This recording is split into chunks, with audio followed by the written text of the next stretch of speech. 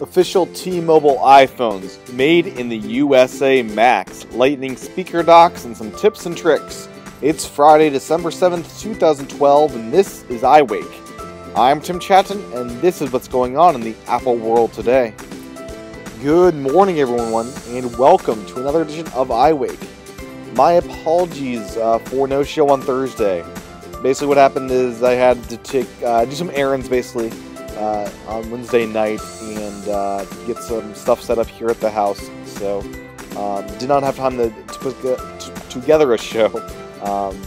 But I've got lots of cool stuff to talk about in future shows, such as the Belkin Wemo and the Philips Hue, which I now have both of those, and I'm loving every minute of turning my apartment into more and more of an automated paradise. So, with that said, let's get into the news for today. First up, as many people have noted on the web, is that iPad minis are now being available in a much greater quickness. 1 week ship time now, up from the 2 week ship time it was before. So good news there. If you are looking for an iPad mini, you can now buy one rather quickly, and that's both for the LTE models and the regular models. So good news all around there. Next up is T-Mobile. They've got some different news, lots of different news today. First off is with Apple. That basically what's going on here is T-Mobile has confirmed, Apple's confirmed with the Loop, that they will be selling devices in 2013. There's no mention of iPhone, iPad, what the devices will be, but all we know is Apple and T-Mobile have agreed to sell stuff together. So that will be coming out sometime next year. So that mythological, that fabled T-Mobile iPhone may be a thing pretty soon. So good news there for those that were waiting for such a device. Next up is T-Mobile again with this whole idea of non-subsidized devices. It appears they may be going to a non-subsidized route where currently T-Mobile offers contracts and you're able to get lower device costs through that, and they're looking at moving towards this model of just lower monthly cost plans, and that being the thing that gets you not actually subsidized devices. This is rather interesting to me, as this would also encourage, I think, non-subsidized devices hopefully going down in price points, as I think phones are marked up extremely high because of that. I hope this will be a growing trend, as I'm not a huge fan of contracts and could see this as being a really, really, really nice thing. So, very cool news there. If you don't want to wait till 2013 to get a phone, if you want to get one soon, rather soon, like today or sometime this month, Radio Shack might be the place for you. So the thing that's going on here is Radio Shack and Target are knocking $20 off the iPhone 5 until December 15th. So you've got about a week time span here to get your iPhone, and you can get it on both at Target or Radio Shack, and you're able to get it at this really, really affordable. I say really, but you're able to get it starting at $180, which I think is a cool price point, and will make it much more affordable for more people. Next up is this whole USA thing. So, as many people know, the iMac, many people are noticing it's being assembled in the USA. And this is the first what will be many iMacs, or many Macs, I should say. We now know that these are originating in Fremont, California. So that's where the Macs currently are being assembled, of these limited varieties of iMacs. But beyond that, Tim Cook has confirmed, he's talked to Brian Williams over at NBC, and they are going to be producing a Mac line, so an entire line of Macs built in the United States of America. So they are doing this in 2013, and this is very cool news for those interested in just America jobs and just bringing stuff back into the States. My prediction here is that, and I predicted this before anyone else was really writing about it. I tweeted out about this. The Mac Pro, this new Mac Pro, would be that device, that Mac line. Why is that? First off, you have high profit margins, and that's a line of Macs you don't have to be price conscious about. Secondly, you don't have to have the volumes of Macs that you might with other computers. So the iMacs, lots of volume there, and all the other Macs seem to have a high volume. The Mac Mini would seem to be the only other one that would fit the bill here. So that's just my 2 cents that this will probably be the Mac Pro. Next up in the USA storyline here is Foxconn. They're planning to expand to U.S. manufacturing. According to them, we are looking at doing more manufacturing in the U.S. because, in general, customers want more to be done there. Louis Wu of Foxconn. He declined to comment on individual clients or specific plans. So yeah, I mean, this is a growing trend, more and more stuff coming into America, and I'm excited to see what happens as a result of all of this. Now let's get into some app news. First up, Twitterific 5. It is now out and can be gotten in the App Store. Some people have complained that there aren't notifications, there aren't streaming things. It does offer iCloud synchronization, and this version does not include any advertising or and does not make you pay for an in-app upgrade to get multiple account support. It's just one app that costs $3 at this introductory price point for its launch. So it's a whole redesign. I've not had a chance to play with it yet, but if you're a fan of this kind of stuff, if you're a fan of Twitter apps, this is another good one that is now out there and ready to use. So next up in app news is Passbook and Discover.